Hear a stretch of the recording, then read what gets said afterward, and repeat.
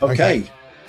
Hello and welcome to Full Throttle on Unprecedented TV, brought to you from the Alliance of British Drivers. I'm Brian Gregory, Policy Director of the ABD. We've got a cracking show today because, frankly, if you're a driver in the UK now, there's no shortage of things to be angry about.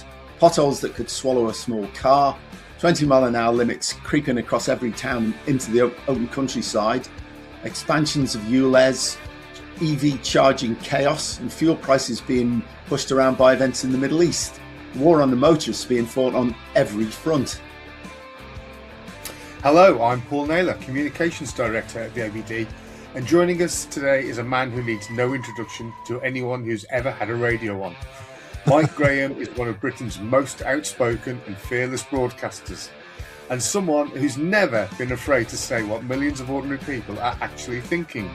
We'll be getting stuck into all of it. The roads, the restrictions, the costs, and the politicians making it worse. So strap in, this is Full Throttle. Hello, Mike. Very good day to you. Nice to see you guys. And you. It's an absolute privilege for me, I must admit. I'm not going to go too hero worshipping on you, Mike, but a big fan. A big fan. Yes, likewise. I've sat many times and said, yes, that's true. Yeah, well, there's not much good news for motorists these days, is there? I mean, every time I now drive past a petrol station, I just find myself looking to see how much they're charging. I think the highest I've seen so far is about 155.9 for petrol and about one sort of 80-something, 186 maybe for diesel. It's getting up there, isn't it? Yeah, it's crazy. The problem is there's no incentive for government to actually regulate this situation because the government's taking over half of the revenue. In effect, you know, the taxation and the duty and the VAT on the duty is like 55% of the cost of the fuel. Yeah, so there's absolutely no reason for them to really set the Competition and Markets Authority onto the fuel distributors to get them to bring the price down. No, exactly. And I saw Starmer last week was having a meeting with the the various heads of the energy companies and the fuel companies. He's like, we can't do this on our own. Well, actually, you could do it on your own. You could reduce the price of fuel quite substantially, either by taking the VAT off it or by reducing the amount of fuel duty. But they don't seem to want to do that, as you say.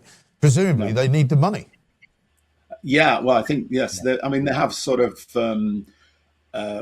borrowed and taxed themselves into a hole. As old Churchill said, you know, trying to tax your way to prosperity is like standing in a bucket and trying to pick it up by the handles. And that's exactly what they're doing. Yeah. Absolutely right. And as you said, the whole kind of atmosphere of being a driver at the moment is a nightmare. I mean, I go down to Sussex at the weekends, and there's a huge kind of temporary traffic light problem in this country at the moment. Everywhere I go, it's almost as though there's that guy with the truck who's putting them out in front of me just so that he catches everywhere. The A21 has got a temporary traffic light around a place called Hurst Green, which has been there now for best part of about a month.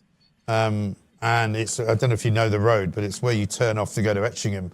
And they've just produced this entire kind of construction around the T-junction, whereby it's a long, in either direction, it's a 10-15 minute wait to get through the traffic light. And so my sat-nav will send me a different way. But on that way now, the other diversion, they put a temporary traffic light there as well. So it's almost like there's everywhere you go, and it's a plague, and the secondary road is so riddled with potholes that you're literally driving down the middle of it most of the time. And it's a fast road as well, so you're doing like 50 miles an hour driving down the middle of the road. If you see something coming the other way, you're going to take your life in your hands and you move into your right lane, just to make sure that you're not going to hit the guy. But then you've got more than 50% chance of getting into a bloody great hole. And they're deep potholes as well. Yeah. I encountered a really good one the other day, a temporary traffic light near me just before a crossing for a train track. So if it let you through at the wrong time, you could potentially end up between two barriers on a train track. So, that was sensible. Yeah. And like you say, I think one of the biggest problems with these temporary traffic lights is that from changing from green to red, the timing of it is so long that it's frustratingly ridiculous. And the turnaround of going from green to red should be a lot more a lot quicker than it actually is. Yeah. Otherwise, you just end up with congestion. Yeah, and this is the thing, I was, and there's a couple of farm shops right by this particular, one-way system. So even if you just want to go, I want to go buy some wood at the weekend, and I thought I literally had to go round the houses and come through a whole series of different, back roads in order to avoid sitting in traffic for 15 minutes just to buy some wood. And it's insane. So it must be hurting those businesses as well. Oh, those businesses will be massive. Nobody calculates the economic cost of these kind of delays, Mike. That's the problem. Where I live up in the northeast of England, we live just off the major dual carriageway that links the Lake District with Middlesbrough and Stockton-on-Tees, which is the area in which I live. And there's been 14 mile an hour limit average speed cameras and whatnot on what should be a national speed limit dual carriageway for months and months, while they were replacing the central barrier and putting new lighting in, which it didn't even look like it actually needed. But again, huge delays and no sense of urgency to complete the work. No. Well, I'll see. I mean, I come to work pretty early in the morning, like 5:30 in London, and on any given week, and it's a pretty short journey. I'm taking about 15-20 minute journey, which would be a lot quicker if I could do anything more than about 10 miles an hour, But there's every single week there's a new temporary traffic light put in, and the regular traffic lights as well tend to go really, really quickly from green to red. You talk about the temporaries should be better, but in London, if you're lucky if you get 3 cars through a traffic light before it goes red again, which again causes all manner of ridiculous congestion. I mean, I used to work in the West End. I used to live in Reading, and I was driving in on the M4. This was before the M4 bus lane and all the other stuff. Yeah. And when you came off the motorway proper and you got onto, is it the A4? I think you come onto to head into central London, because I was going right into the West End.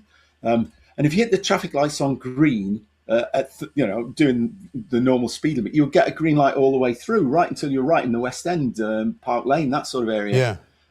But since then, they've randomised all of the traffic light sequences, so it ends up with the sort of lottery that you described. That there doesn't seem to be any rhyme or reason to the traffic light phasing, and that causes, of course, huge congestion, huge delays, unnecessary emissions. And of course, then you add in the bus lane and all the other stuff that's gone with it. And, the cycle lanes, of course, as well now, which weren't there when I was doing it.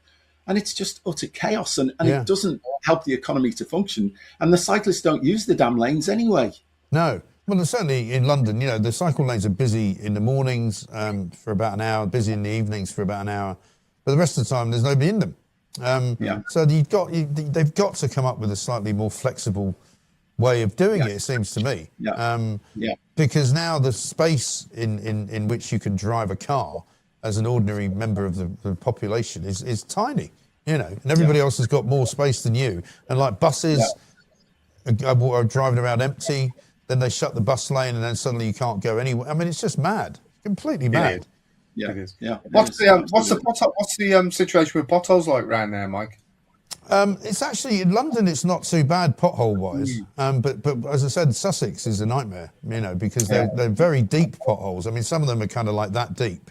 And so that big around. The kind that will absolutely screw your tires and or your axle if you happen to go into one. And also, if you're driving at night, you can't see them. I mean, I'm talking about driving during the day when it's hard enough to avoid them. But if you're driving at night on a road that you're not familiar with, you don't see them, We recently put a piece of PR out because one of the issues that we've had this winter, because it's been so wet and rainy, a lot of these potholes are masked by puddles. So that's been an additional problem for drivers.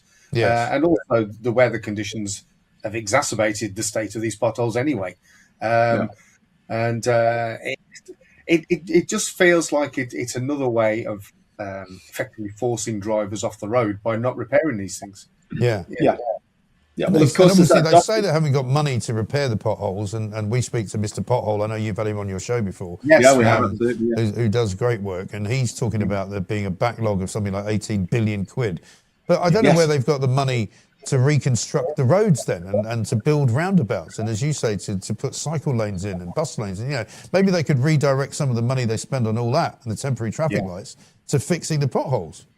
Absolutely. And given when you actually do the sums and work out how much the government's taking one way or another in both direct and indirect taxation from road users. It's over £1 billion a week. Yeah. And yet the money that's going into strategic roads is probably 6-7 billion maybe. It's only a tiny fraction of the revenue that's raised. Yeah. And we think it should be much more equitable than that. Right. And is it all very much centralised in terms of who gets what, or is it, down to local authorities as well in various different areas? Well, the Highways Agency is supposed to deal with strategic roads, so they have a RIS, Roads Investment Strategy documents at intervals, but of course that's controlled by central government. But local councils, it seems a bit more hit and miss, and certainly the backlog is about 18.6 billion, I think it is, that Mr. Pothole describes it as. Yeah. And yet, we've got this huge amount of money going into the Exchequer every year, but all the Exchequer seems to want to do is to screw us for more money and not put any more money back into roads. I mean, sometimes we maybe 6 or 7 billion is going into strategic roads, and 20 billion of that pot is going into railways. Well, railways are important, but they only take a tiny fraction of the number of passengers that the country's moving around. Yeah. So there should be a balancing mechanism. That's if you're lucky enough to be able to get a train. I mean, one of my sons was in Brighton at the weekend, and so his mother and my other son wanted to go and see him. There's no train. Because, of course, Easter weekend, one of the busiest weekends where people like to travel, it's all bus replacement services. You couldn't actually get there by train. Yeah. So naturally, the roads are more congested. You have to drive because there's no other way of getting there. There's no rural bus network to speak of, despite the fact that they tell us in government, the buses are cheaper now. We put a limit on them. Well, one, they're not cheaper, and two, there's not very many of them. No, they're so infrequent. And it's like you said as well, Mike, the number of times that you'll be stuck in traffic and a bus will go past you with maybe one passenger on it. Yeah. I mean, it's a damn big limousine at the end of the day. Right. And that's the other thing. I mean, all of these electric buses that we've got now must be putting a strain on the roads. I mean, one of my theories is that one of the reasons potholes are a lot worse is because of the fact that vehicles are a lot heavier. Electric cars, electric buses, electric vans, they must be ruining the roads, mustn't they? It's certainly a significant factor. Absolutely. I think another factor is that cost cutting's got into the actual road repair system itself, really, Mike, and the quality of the resurfacing work is not actually up to the standard of that we need to actually see the roads not deteriorate quickly. Because I mentioned where I live is near this major dual carriageway, and it must have been resurfaced probably 3 or 4 times in the 20 odd years that we've been living here. But they've all been in recent years. When we first lived here, the road was free and free of potholes and things for like a decade at a time. But now, within 2 to 3 years, the quality is beginning to tail off, and they're having to do resurfacing. And I think it's done down to a price instead of up to a quality. Yeah. And do you guys, as the Alliance of British Drivers, do you speak to government ministers? Do they speak to you? Will they actually have a meeting with you? Well, at one stage they did, but they won't speak to us now, basically, because we believe net zero is crazy. Right. It's absolutely lunatic.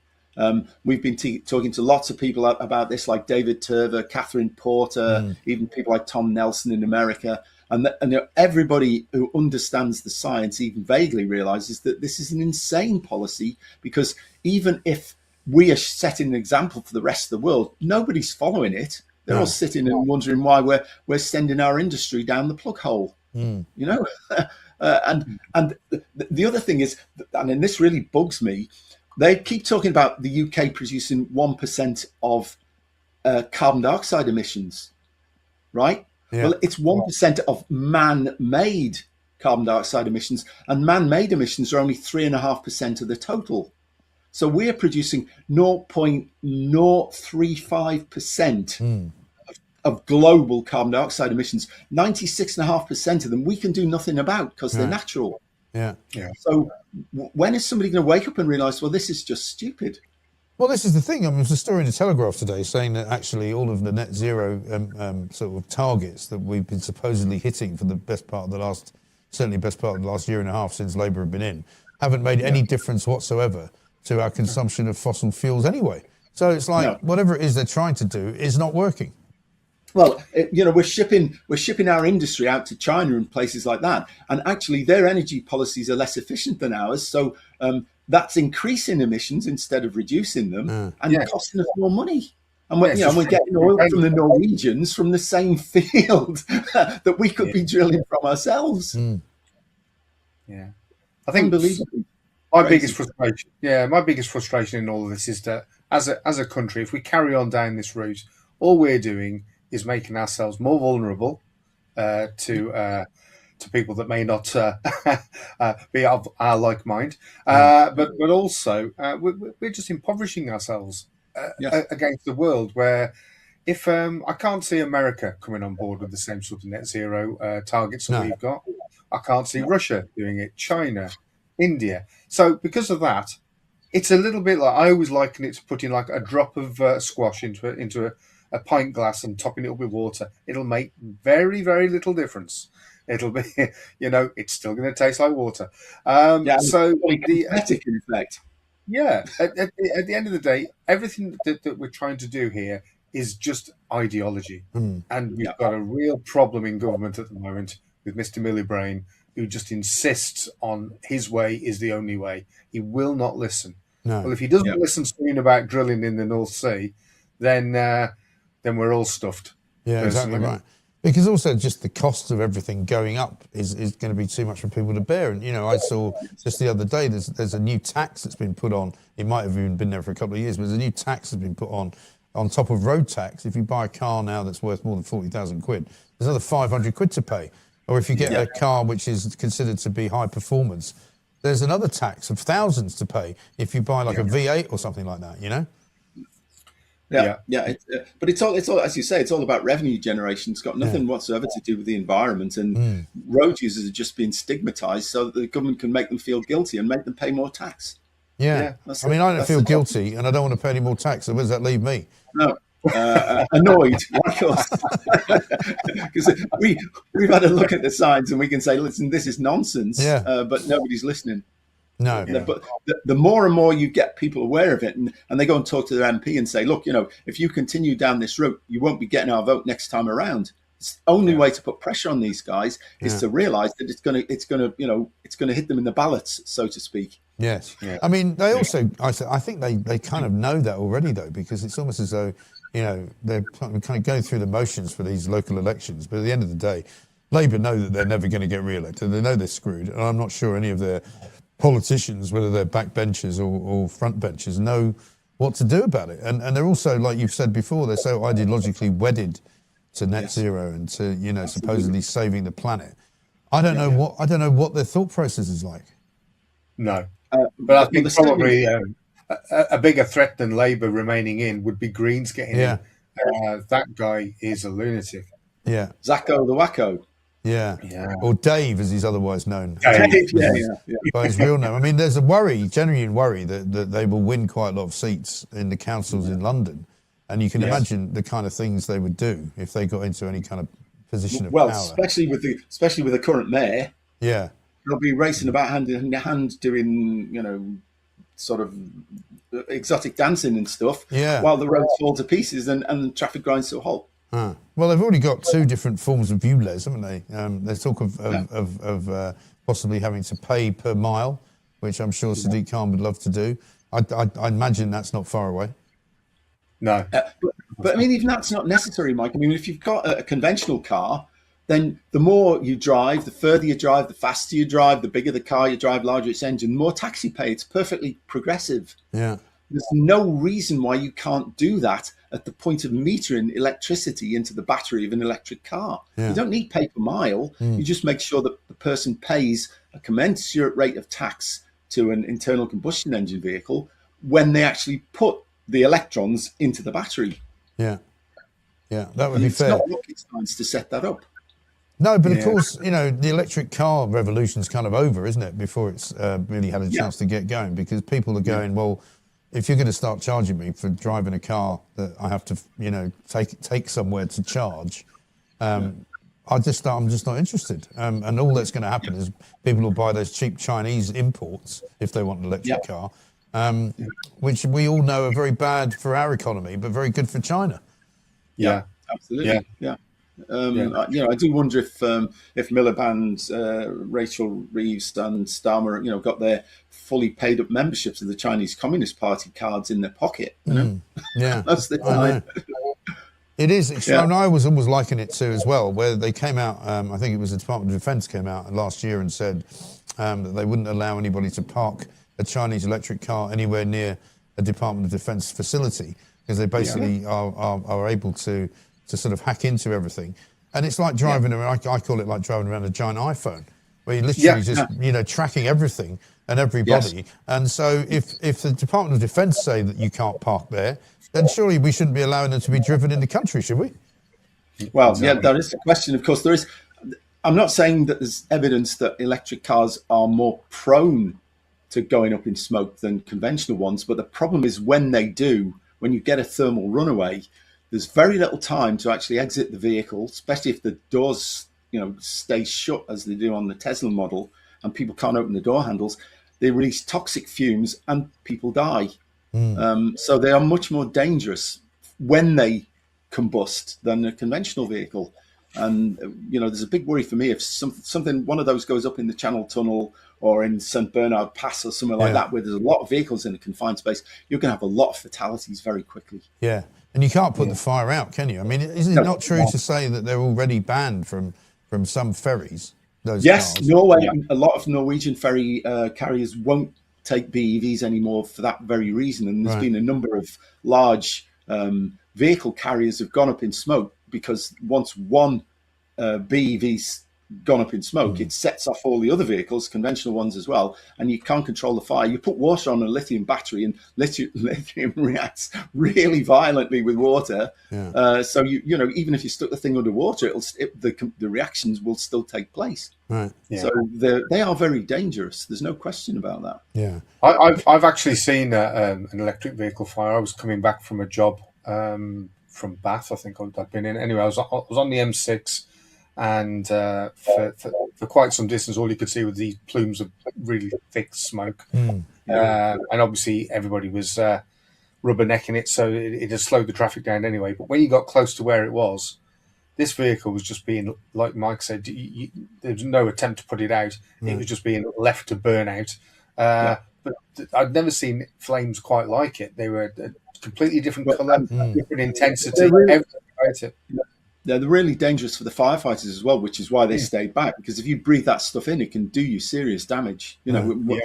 Outside of it, you need fully contained breathing gear really to avoid being exposed to hydrogen cyanide and all sorts of things. Really nasty chemicals, So if you guys aren't being listened to by the government or by their ministers, I mean, who is going to listen to you? Well, the answer is to actually bypass the government and get the electorate aware of what's going on. And the more we do programs like this, Mike, the more people become aware. And then, of course, then they get to the point where the policies they're trying to push water uphill because the electorate just isn't buying it anymore. And then that's when they'll drop them, when they realise it's an electoral liability, and they're not. Then there'll be a backlash from within in the party as well as from outside. Yeah. And what about professional drivers, people driving lorries and vans and things like that? What are they saying?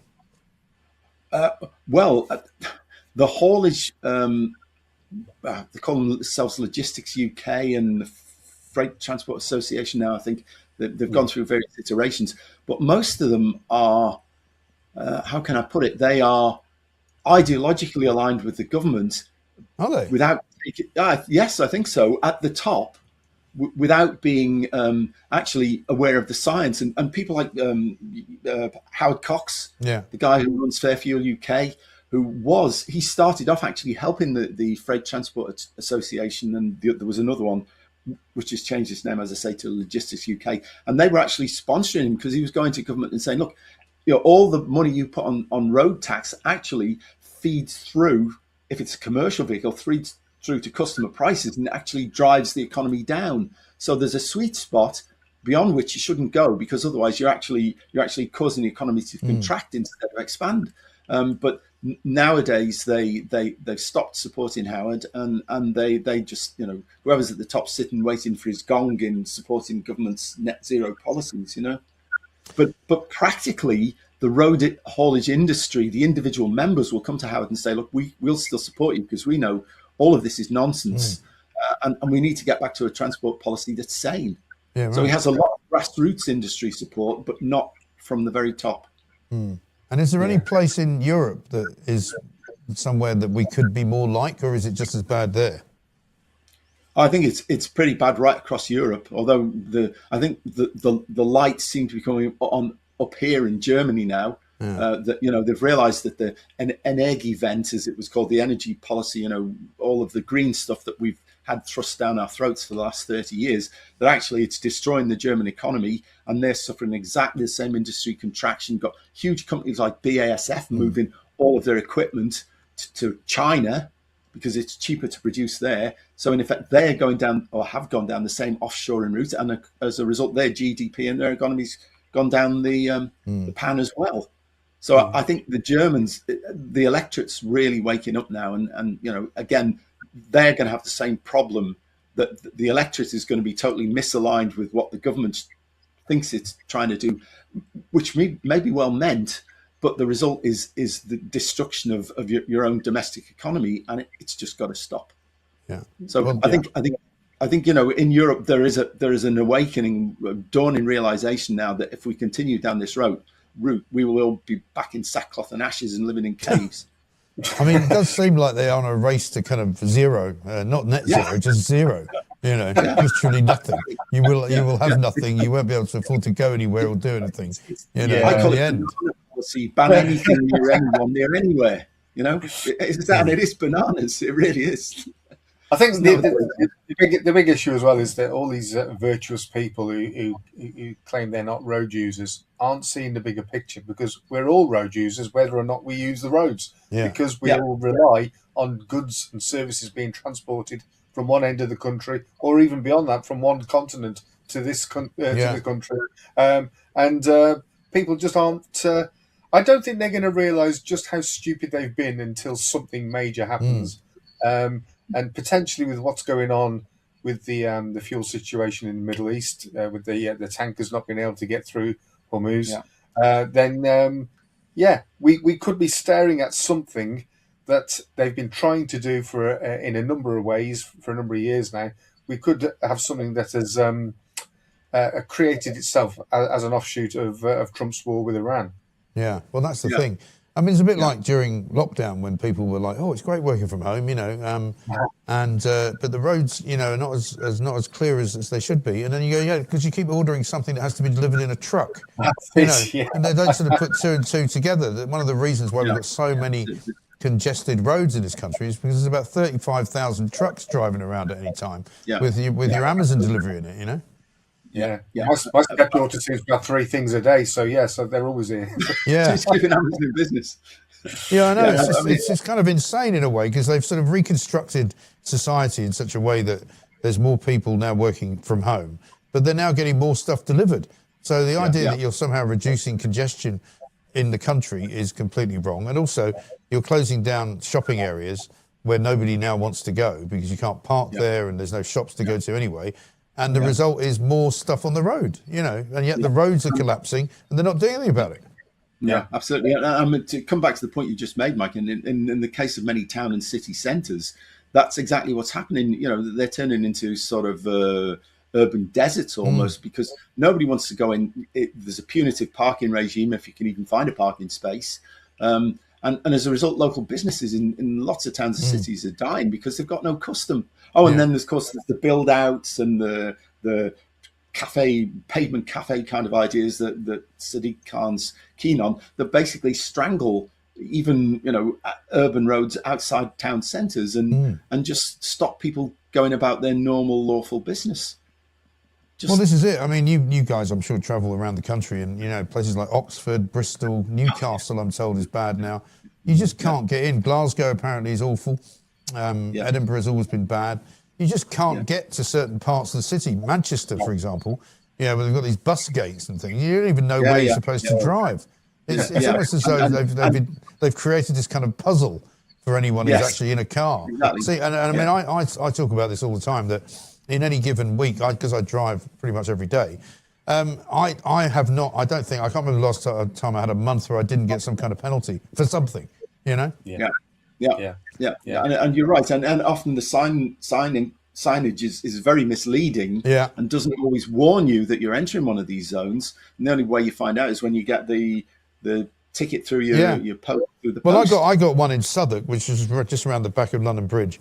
I still don't know what it was for to this day. You know, it was supposedly a zone that I wasn't supposed to be parked in, but I wasn't parked. I was actually driving. And the picture of the car was the car moving.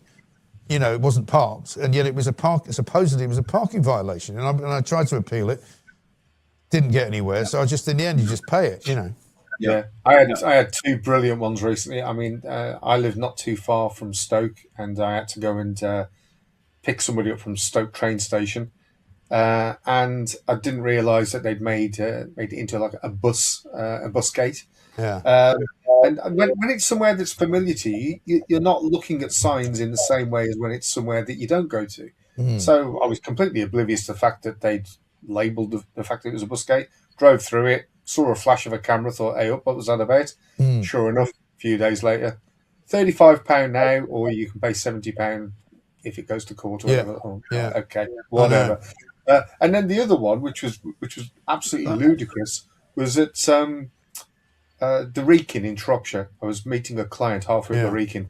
Great, and went to the car park at the base of the Wrekin, and it was one of these ones where you got to pay using your mobile phone. You needed the app.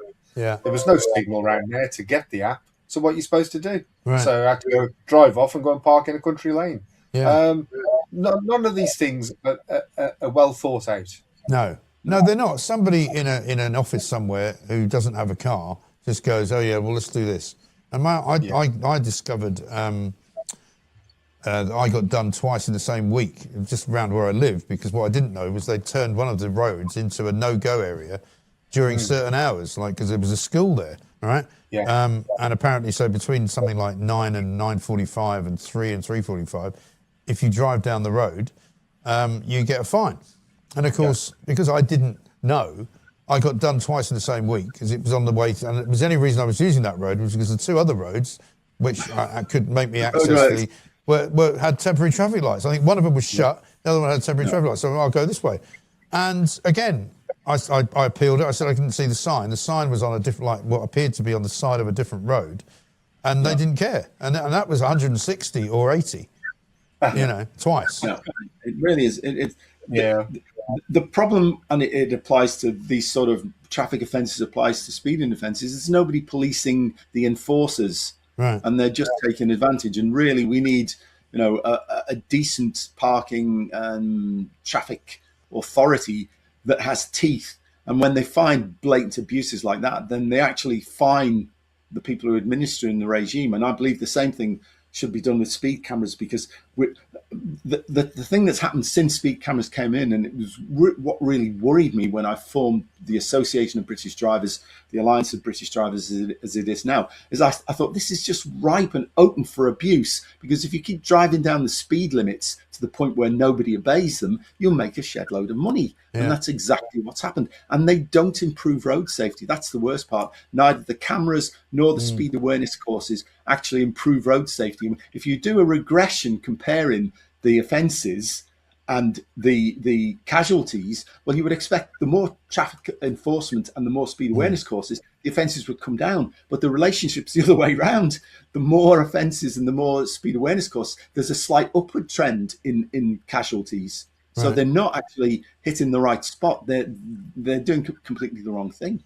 Well, one of the things we've got now here in London is a sort of outbreak of these massively high cameras, which are the ones that look inside your car to see what you're doing effectively. And nobody really knows whether they also measure speed or whether they measure anything else. But we're told there's a new sort of generation of cameras that are being trialled in West London, sort of suburban places like Hounslow and Barnes and Hammersmith and that way.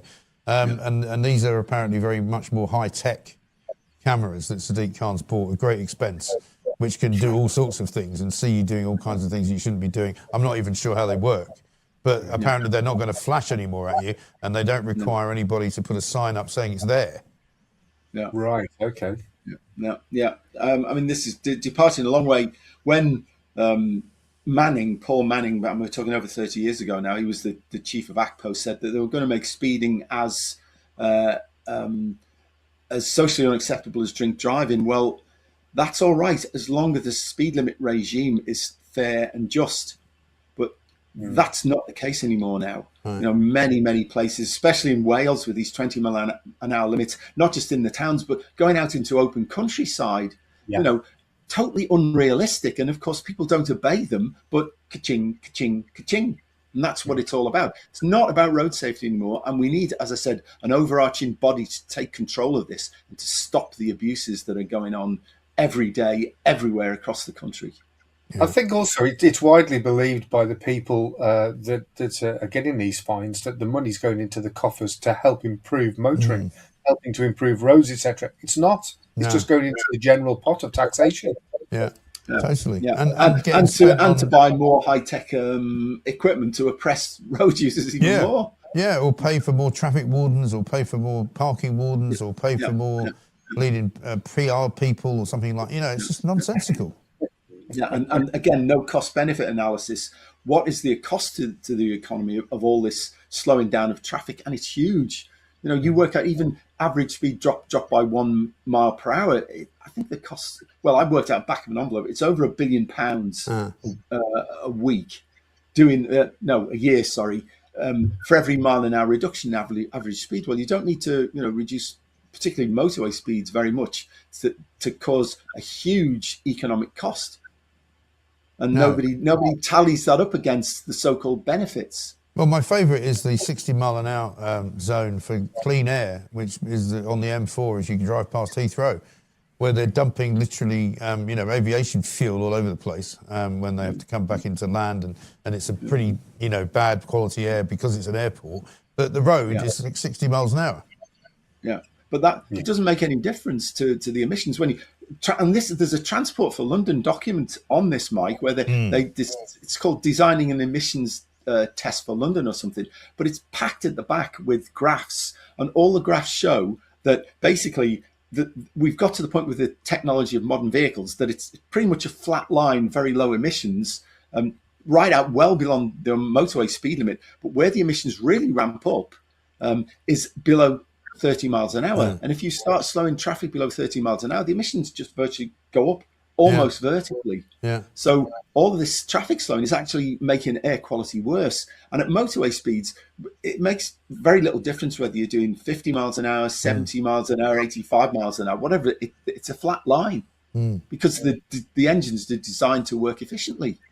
But when there is standing, but what's the traffic speed in London now? 7-8 miles an hour. I think the average is around about 8. Yeah, really? Well, the emissions are dreadful then because you're well below where the engines are designed to run efficiently, and you're in a higher gear, so you're making more emissions anyway. I know, it's insane. It's totally insane. But, I don't see any sign of it changing, unfortunately.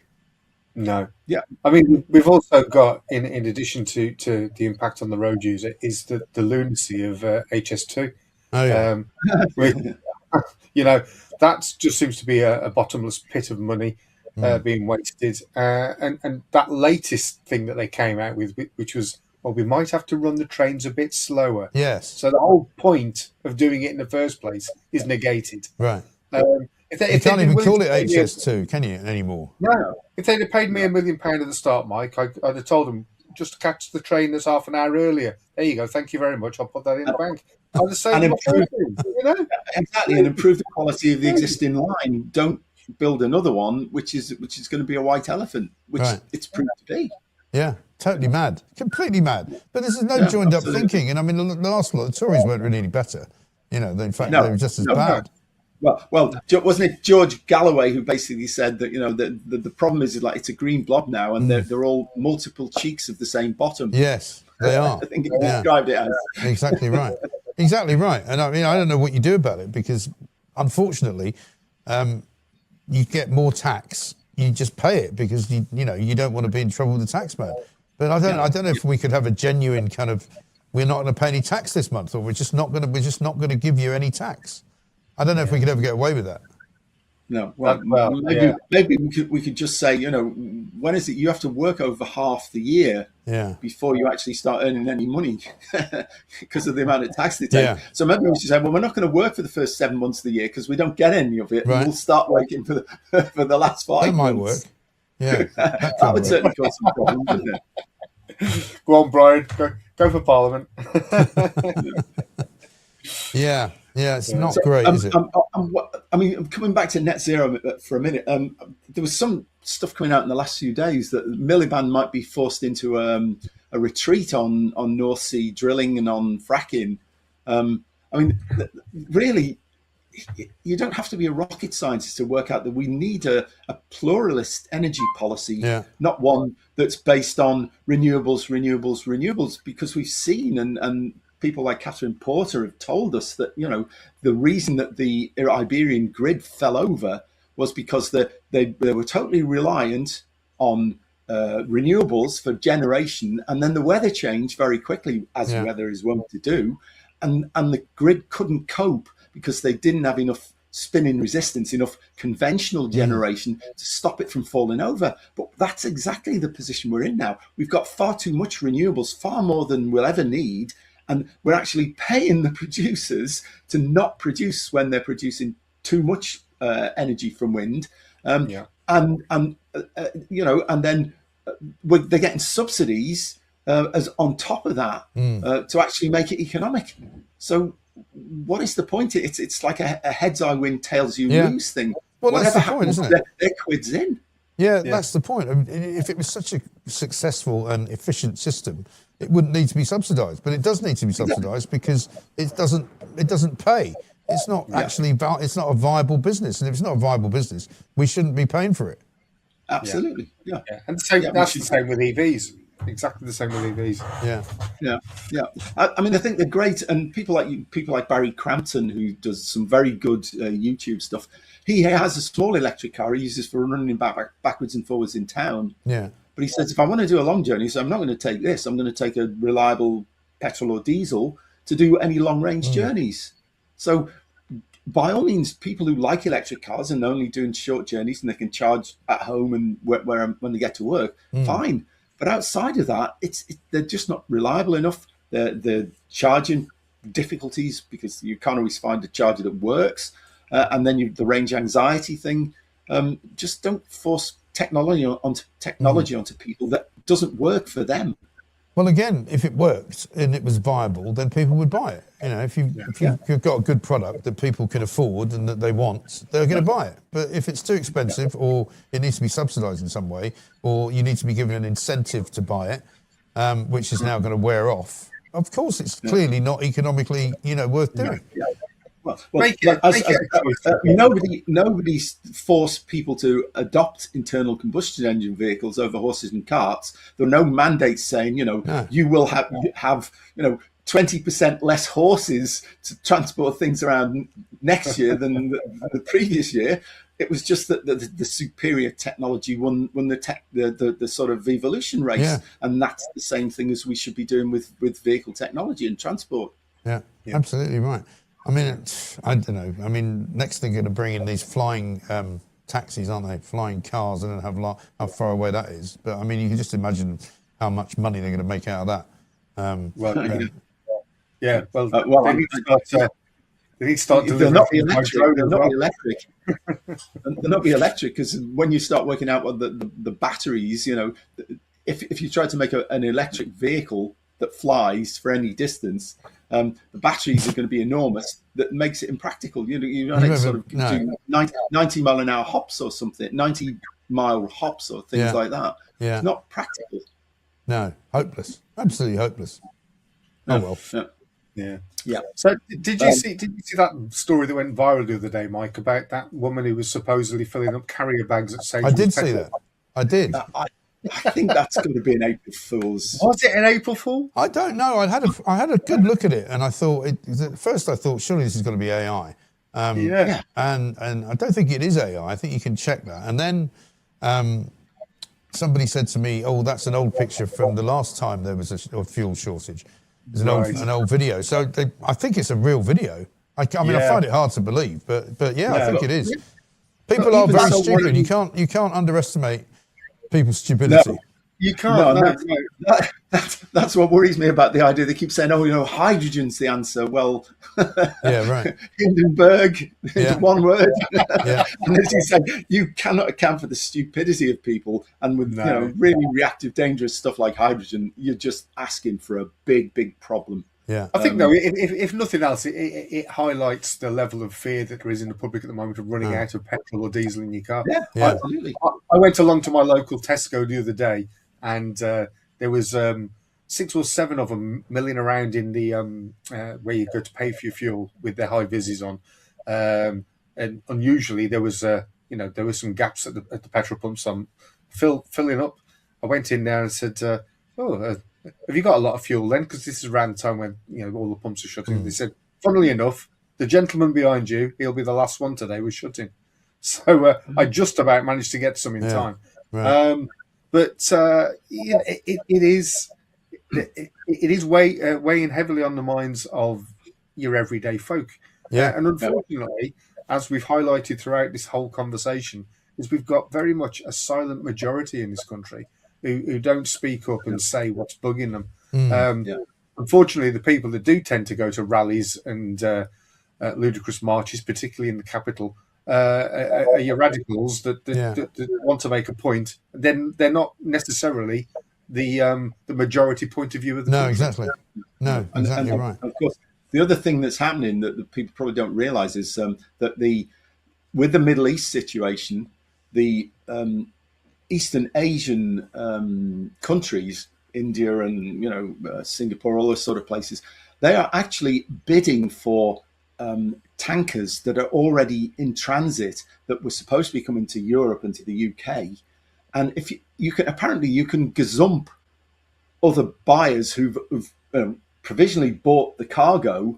If you offer a higher bid, the marine operator will redirect the ship to somewhere else. Right. And of course, in India and Asia and places that they don't care about net zero. They just want the usable material to produce energy to run their economy. Right. And so because a lot of it comes through the Strait of Hormuz, they're basically trying to repossess it and get it so that they can get a hold of it, and we are sitting and watching while our pumps run dry. Yeah, just crazy. I know. It is crazy, absolutely mad. I've seen people queuing for petrol as well. It's only going to get worse, I imagine. Yeah. Well, they're talking about fuel rationing. They're talking about reducing speed limits to try and make petrol last a bit longer. It's all playing into the hands of the ideology of getting the motorist off the road. Yeah, very much so. But again, if you keep people up to date with what's going on and why it's happening, then they become less susceptible to the propaganda and more likely to kick back against it, which is basically what we need. Yeah. We need people to actually say, no, we're not having this. And if you persist with it, you will not be in government again in our lifetime, or hopefully anybody else's. And we'll get somebody in who is sensible. And ultimately, the sane, rational approach has to take over, because you can't have this sort of Brothers Grimm fairy story, dark fairy story sort of plot to run your economy. No, I couldn't agree more. Yeah. Anyway, right, well, we're fastly approaching the hour. Ground here, Mike. Really appreciate you coming on. Not at all. Yeah, thank you. And maybe we can do a review of the situation in 6 months' time and and see. We'll get you guys on my show as well, because there's plenty to talk about, and there's going to be loads of fuel related, car related stories, I'm sure, in the next month or so. Yeah, so just one point that I didn't get in. The other thing that people don't realise about this net zero craziness is that we have about 6,000 products derived from oil drilling and oil recovery, and a lot of them are medical products. All our antibiotics are downstream products from oil extraction, and all the medical plastics and all the plastics that we all rely on every day in our houses. If we stop drilling for oil, all of those will disappear. And like I said, then you're back to skins, sackcloth, ashes, and caves. Exactly, and nothing sterilised. Because I remember somebody saying that during COVID, it'd be nice if we could do away with all the plastic that we use. And people in the medical business would go, well, no, because you need it as a one-use only, sterile. Exactly. So no, you can't just use it. You can't make it out of wood, or make it out of bloody paper. It needs to be made out of plastic. So therefore you need petroleum for it. People just don't seem to realise that's the case. We are totally reliant on hydrocarbons. Yeah. Well, before we go, Mike, where can people catch up with your show and your? Well, we're on YouTube. Check it out, the Mike Graham Show. We've got Substack, MikeGrahamShow.com, and we're starting a new channel as well called UK Live, which is also on UK Live Online, which is where we're going to be putting some other things as well. So, universally available. Well, sometime in the next few weeks, we hope. We're still kind of finalising bits and bobs, but sometime soon. Yeah. I look forward to seeing that. Cool. Brilliant. Yeah, likewise, Mike. Thanks very much. Nice to meet you guys. Good to see you. See you.